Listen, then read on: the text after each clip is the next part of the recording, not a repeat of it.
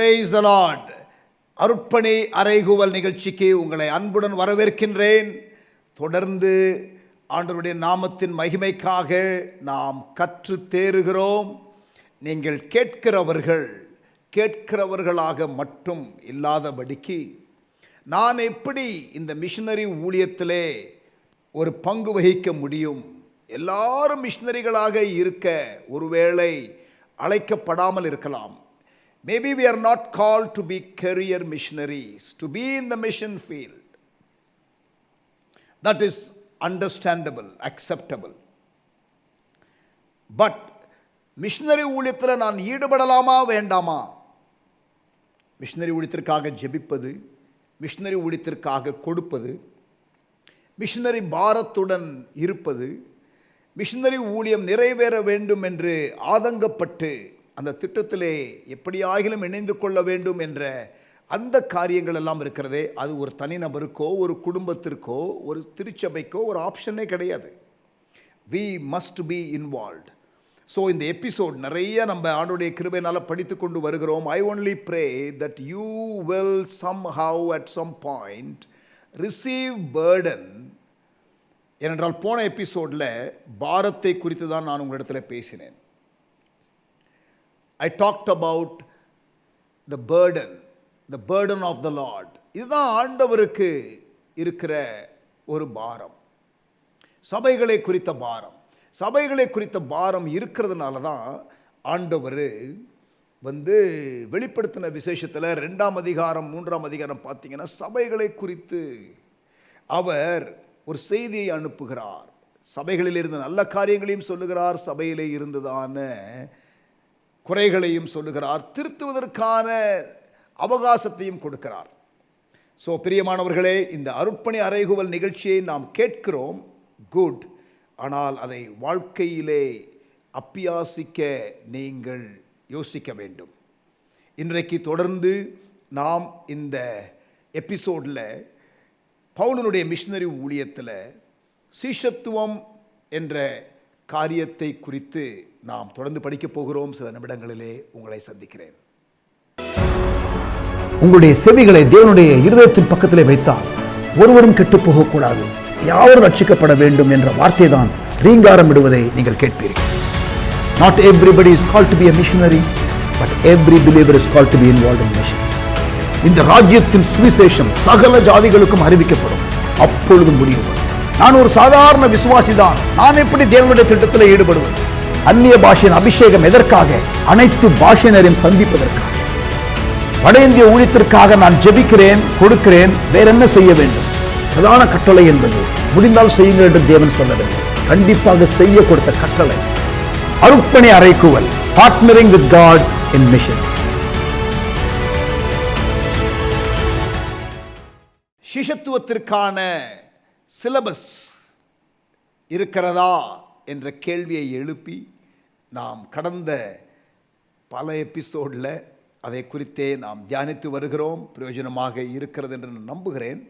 இயேசு தன்னுடைய சீஷர்களிடத்தில் பேசின சம்பவத்தை நான் உங்களுக்கு முன்பாக நான் வைக்க விரும்புகிறேன்.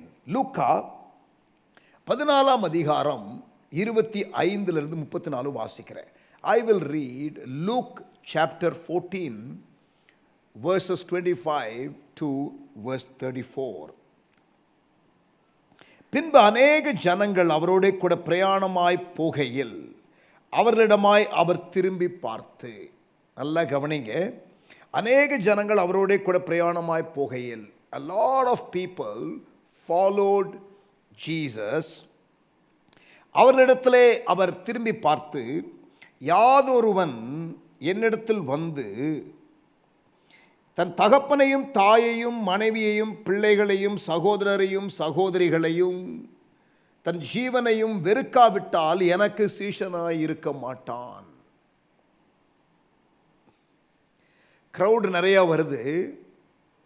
இந்த கிரவுடை தக்க வைத்து கொள்ள வேண்டும் என்ற காரியம் இயேசுவுக்கு இல்லை.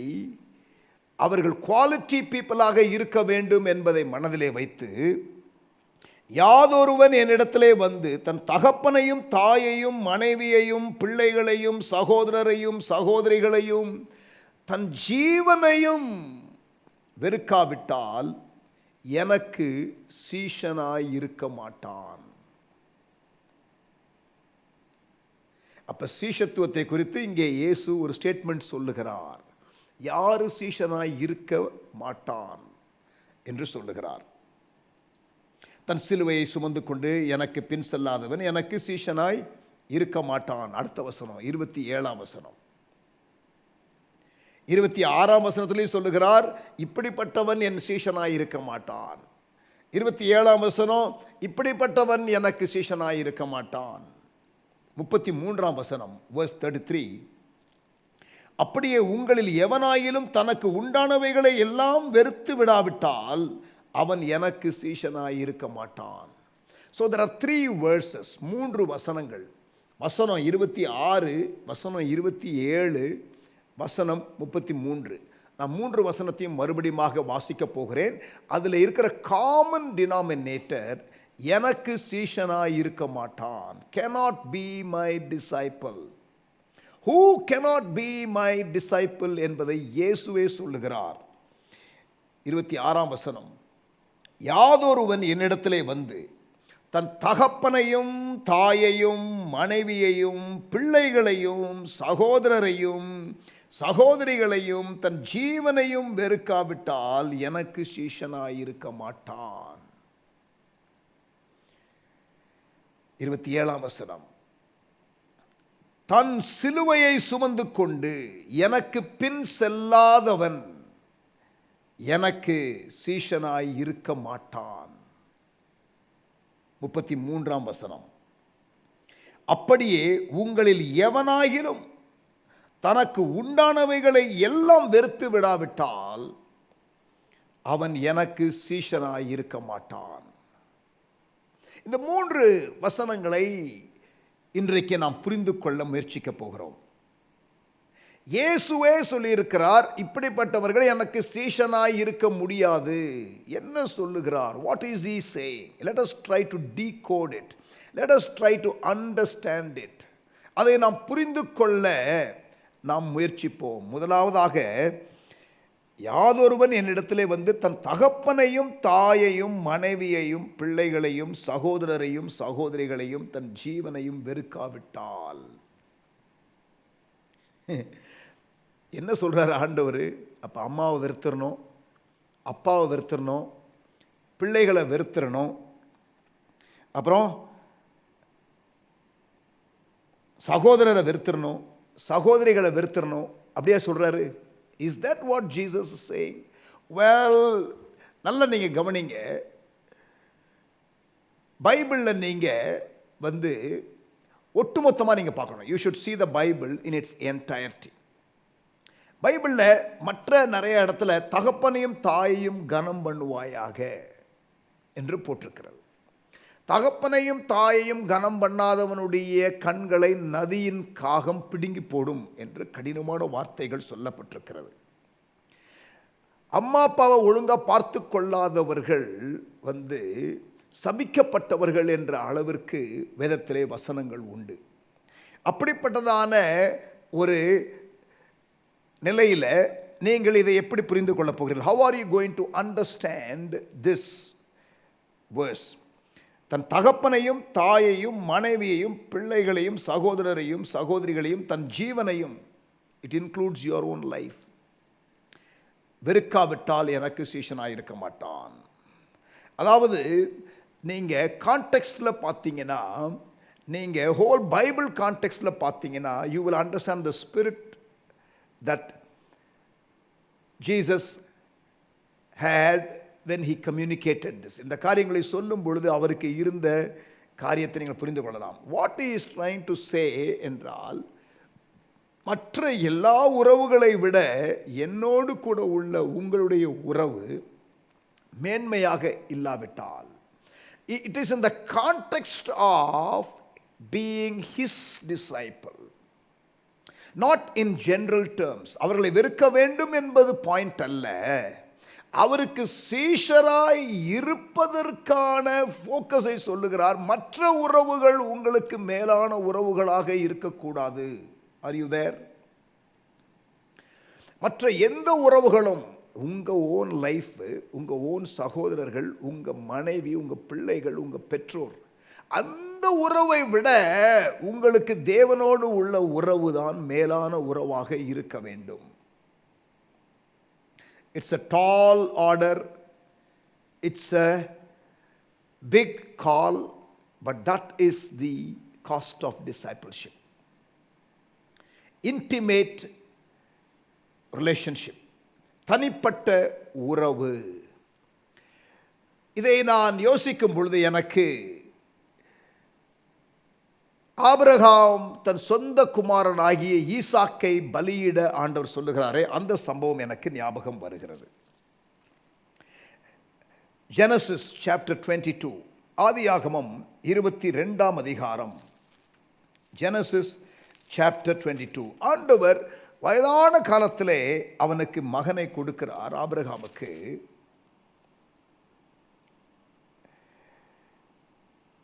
இருபத்தி 22ஆம் அதிகாரம் ஆதியாகமம். இந்த காரியங்கள் நடந்த பின்பு தேவன் ஆபிரகாமை சோதித்தார். God tested Abraham. எப்படி எனில், அவர் அவனை நோக்கி ஆபிரகாமே என்றார். அவன் இதோ அடியேன் என்றான். இதோ அடியேன் என்றான். எபிரேய வார்த்தை இந்த இடத்துல இதோ அடியேன் என்று சொல்லுகிறானே ஆபிரகாம், அந்த வார்த்தை என்ன தெரியுமா? ஹினேனி, அன்கண்டிஷனல் அவைலபிலிட்டி. இதோ அடிமை, என்ன சொன்னாலும் செய்கிறேன் என்று ஆபிரகாம் சொல்லுகிறான்.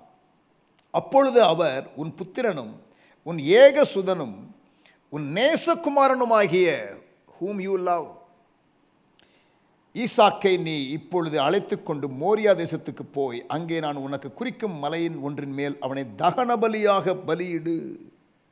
Offer him as a sacrifice என்று சொல்லுகிறார். God is testing Abraham. பிள்ளைய காவு கொடுக்க சொல்லலை, பிள்ளைய நான் எடுத்துக்கிடுவேன்னு சொல்லலை, ஆனால் அவன் இருதயத்தில் இருக்கிறதை பார்க்க விரும்புகிறார். அந்த சம்பவத்தை நீங்கள் பார்த்தால் அந்த பிள்ளையை அவர் வெட்டுவதற்கு அனுமதிக்கவில்லை, ஆனால் வெட்டுவதற்கு ஆயத்தமாகி விட்டான் என்பதுதான் முக்கியமான காரியம். ஆபிரகாம் அதிகாலையிலே எழுந்து தன் கழுதையின் மேல் சேனங்கட்டி தன் வேலைக்காரரில் 2 பேரையும் தன் குமாரன் ஈசாக்கையும் கூட்டிக் கொண்டு தகன பலிக்கு கட்டைகளையும் பிளந்து கொண்டு தேவன் தனக்கு குறித்த இடத்திற்கு புறப்பட்டு போனான். Unconditional obedience. சொந்த மகன், வயதான காலத்திலே பிறந்த குழந்தை பலியிடணும்னு சொல்றாரு, கொண்டு போறான். கொண்டு போய் அங்கே பலிபீடத்திலையும் வைத்து விடுகிறான், கத்தியையும் ஓங்கி விடுகிறான். 10ஆம் வசனம், ஆதியாகமம் 22:10. பின்பு ஆபிரகாம் தன் குமாரனை வெட்டும்படிக்கு தன் கையை நீட்டி கத்தியை எடுத்தான்.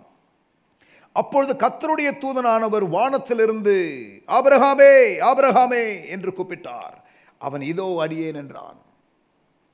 அப்பொழுது அவர், பிள்ளையாண்டான் மேல் உன் கையை போடாதே, அவனுக்கு ஒன்றும் செய்யாதே, நீ அவனை உன் புத்திரன் என்றும் உன் ஏகசுதன் என்றும் பாராமல் எனக்காக ஒப்புக் கொடுத்தபடியால் நீ தேவனுக்கு பயப்படுகிறவன் என்று இப்பொழுது அறிந்திருக்கிறேன். நீ தேவனுக்கு பயந்தவன் என்று இப்பொழுது அறிந்திருக்கிறேன். டிசைபிள்ஷிப்புக்கு இருக்கிற ஒரு ஆஸ்பெக்ட் தேவனுக்கு பயந்து நடப்பது, தீமையை விட்டு விலகுவது. இங்கே ஆண்டவர் சொல்லுகிறார், தன் தகப்பனையும் தாயையும் மனைவியையும் பிள்ளைகளையும் சகோதரரையும் சகோதரிகளையும் தன் ஜீவனையும் வெறுக்காவிட்டால் எனக்கு சீஷனாய் இருக்க மாட்டான். The love for God should be much more superior than the love that you have for your loved ones. God is not saying hate them. If you see the spirit of that, you will see, and the larger context of the Bible, if you see, நீங்கள் முழு வேதாகமத்தில் இருக்கிற போதனைகளை வைத்து நீங்கள் இதை புரிந்து கொள்ள ட்ரை பண்ணும் பொழுது, ஆண்டவர் மற்ற உறவுகளை காட்டிலும் மேலாக என் மேலே உள்ள உறவு உனக்கு இருக்கிறதா? பிரியமானவர்களே, மிஷன் ஃபீல்டில் எங்களுக்கு இருக்கிற பெரிய ஜாய் என்ன தெரியுமா? சில இடத்துல ரட்சிக்கப்பட்ட மக்கள், unreached places, remote places, அப்படிப்பட்ட இடத்துல உபத்திரவங்கள் இருக்கும். They will ostracize you. ஊரை விட்டு வெளியில் வச்சிருவாங்க, தண்ணி கொடுக்க மாட்டாங்க. அப்படிப்பட்ட சூழ்நிலையிலையும் இயேசுவை மறுதலிக்காமல், அதாவது தன்னுடைய லைஃப், தன்னுடைய குடும்பம், தன்னுடைய வெல்ஃபேருங்கிறத பார்க்காம ஆண்டவரை அறிந்து கொண்டவர்கள் உறுதியாக இருக்கிறார்களே, that tells me that they are disciples of Jesus. என்ன வந்தாலும் எது நடந்தாலும்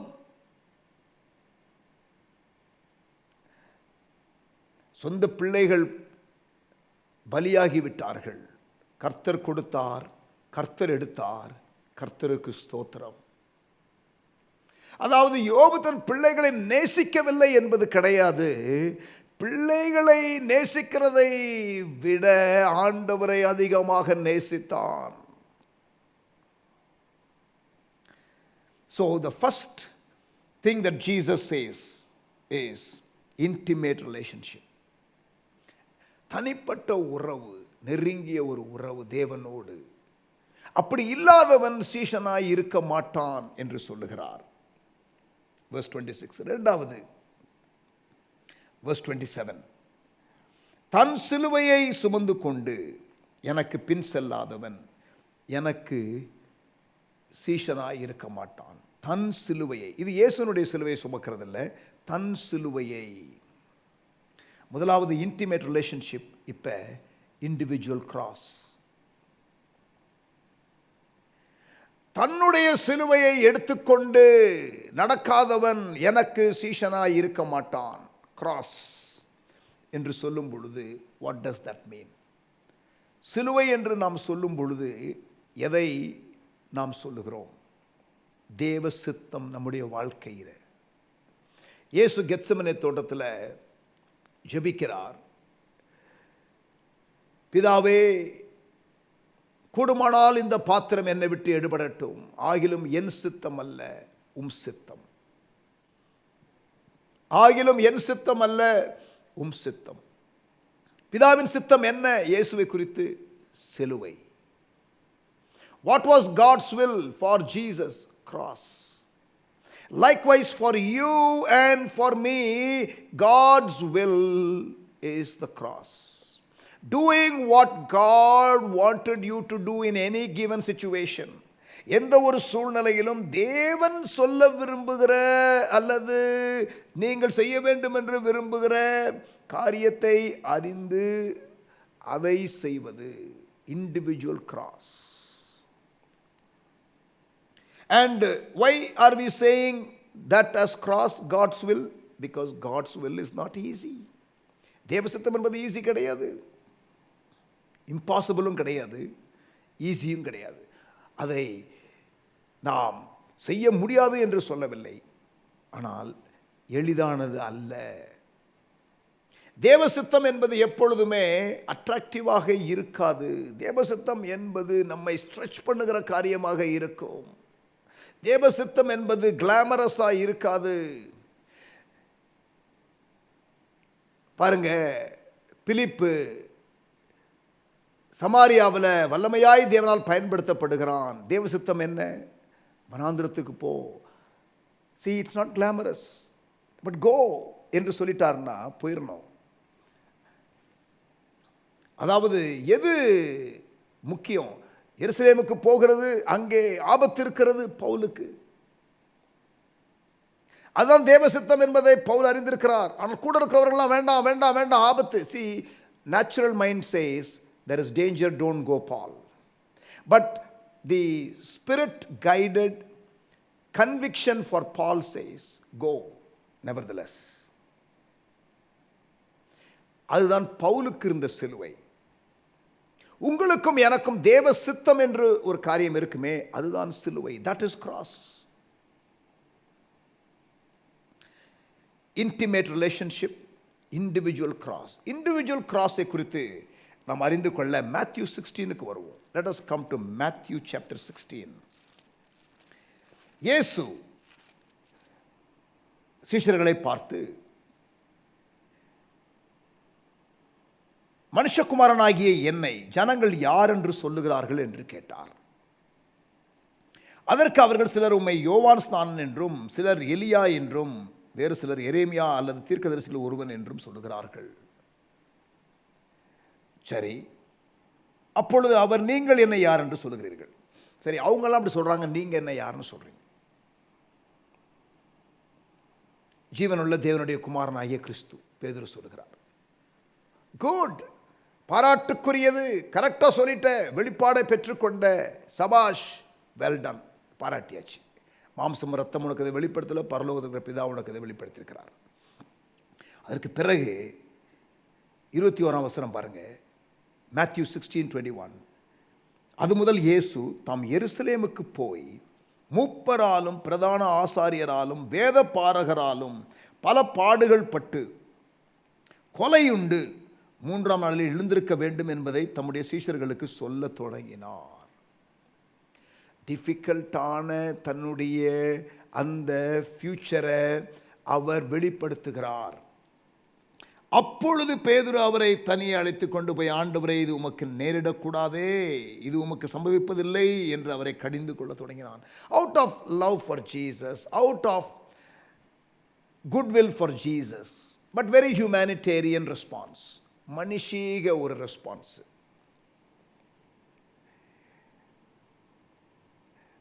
ஆண்டவர் சொல்றாரு, நீ தேவனுக்கு ஏற்றவைகளை சிந்தியாமல் மனுஷருக்கு ஏற்றவைகளை சிந்திக்கிறாய், எனக்கு பின்னாக போ சாத்தானே என்று கடிந்து கொள்கிறார். அந்த சம்பவம் நமக்கு தெரியும், ஃபெமிலியர். இயேசு சிலுவைக்கு போகிறதை வேண்டாம் என்று சொல்லுகிறான் பேதுரு. இப்ப இயேசு அவனை கடிந்து கொண்டு என்ன சொல்றார் பாருங்க நெக்ஸ்ட். அப்பொழுது verse 24, மேத்யூ 16, இயேசு தம்முடைய சீஷர்களை நோக்கி, ஒருவன் என்னை பின்பற்றி வர விரும்பினால், look at this, அவன் தன்னைத்தான் வெறுத்து தன் சிலுவையை எடுத்துக்கொண்டு என்னை பின்பற்ற கடவன். தன் சிலுவையை, எனக்கென்று ஒரு சிலுவை இருக்கிறது, அதற்கு நான் போகிறேன், அதற்கு நீ நோ என்று சொல்லாத, மனுஷனுக்கு உரிய காரியங்களை சிந்திக்காத, தேவனுக்குரிய காரியங்களை நீ சிந்திக்கணும். வில் ஆஃப் காட் தெரிந்து நீ செயல்பட நீ இல்லை. இந்த குறிப்பிட்ட இன்ஸ்டன்ஸில் பேதுருவே, இப்போ நான் ஒன்று சொல்கிறேன், நீங்கள் எல்லாருமே உங்களுடைய சிலுவையை நீங்கள் சுமக்கணும். So Jesus talks about individual cross even there. இப்போ லூக்கா 14ஆம் அதிகாரம் 27ஆம் வசனத்திற்கு நாம் வருவோம். லூக் 14:27, தன் சிலுவையை சுமந்து கொண்டு எனக்கு பின் செல்லாதவன் எனக்கு சீஷனாய் இருக்க மாட்டான். What is cross? Cross is not two pieces of wood put together. Cross is not just a mere Christian emblem. Cross is a principle of denying self and choosing to do the will of God. சிலுவை என்பது என்ன? நமது சித்தத்திற்கு no என்று சொல்லி பிதாவின் சித்தத்திற்கு S என்று சொல்லுகிற காரியம்தான் கிராஸ். பிரியமானவர்களே, டிசைபிள்ஷிப் பாத்தில் போகிற ஒரு நபர் அந்த டிசைபிள்ஷிப் பாத்தை விட்டு விலகுகிறதான வேலைகளை இயேசு இங்கே ஹைலைட் பண்ணி காட்டுகிறார். The cost of being a disciple, number 1, those who fail to have intimate relationship with him. அவங்க டிசைபிள் கிடையாது. they cannot be disciple என்று கேட்டகாரிக்கலா அவர் சொல்லிடுறாரு. ரெண்டாவது, தன் சிலுவையை சுமந்து கொண்டு எனக்கு பின் செல்லாதவன் எனக்கு சீஷனாய் இருக்க மாட்டான். Individual cross. முதலாவது இன்டிமேட் ரிலேஷன்ஷிப், ரெண்டாவது இண்டிவிஜுவல் கிராஸ், மூன்றாவது இமென்ஸ் சாக்ரிஃபைஸ். தனிப்பட்ட உறவு தேவனோடு, முதலாவது தன்னுடைய சிலுவை, ரெண்டாவது, மூன்றாவது தீவிர தியாகம். இது ஒரு பெரிய சப்ஜெக்ட், தீவிர தியாகம். So we need to look at it in the next episode. Who cannot be the disciple of Jesus? These are from the very words of Jesus. இயேசுனுடைய வார்த்தையிலிருந்து லூக்கா 14:25-34 இந்த பேசேஜில் 26ஆம் வசனத்தில் சுப்பீரியர் லவ் எனக்கு நீங்கள் கொடுத்தாதான் என்னுடைய சீஷர்கள், மற்ற எல்லா உறவுகளை விட என் மீது உள்ள உறவு தான் உங்களுக்கு மேன்மையாக இருக்க வேண்டும், அப்படிப்பட்டவன் தான் எனக்கு சீஷன். ரெண்டாவது, தேவ சித்தத்தை செய்வதற்கு, தன்னுடைய சிலுவையை சுமப்பதற்கு ஆயத்தமாயிருக்கிறவன். மூன்றாவது, தீவிர தியாகம், immense sacrifice, intimate relationship, individual cross, immense sacrifice. We looked at two things in detail today. Next episode le immense sacrifice, தீவிர தியாகம் என்ற காரியத்தை நாம் படிக்கலாம். ஜெபிக்கலாமா? நல்ல தகப்பனே, எங்களோடு கூட நீர் இடைப்பட்டு பேசினதற்காக நன்றி செலுத்துகிறோம். Thank you Lord that you spoke to us today. நாங்கள் சீஷர்களா என்பதை பார்ப்பதற்கு ஒரு அளவுகோலை எங்களுக்கு நீர் கொடுத்தீர். இன்றைக்கு ஆண்டவரே, மிஷனரி ஊழியத்தில் இதை நாங்கள் வலியுறுத்தணும்.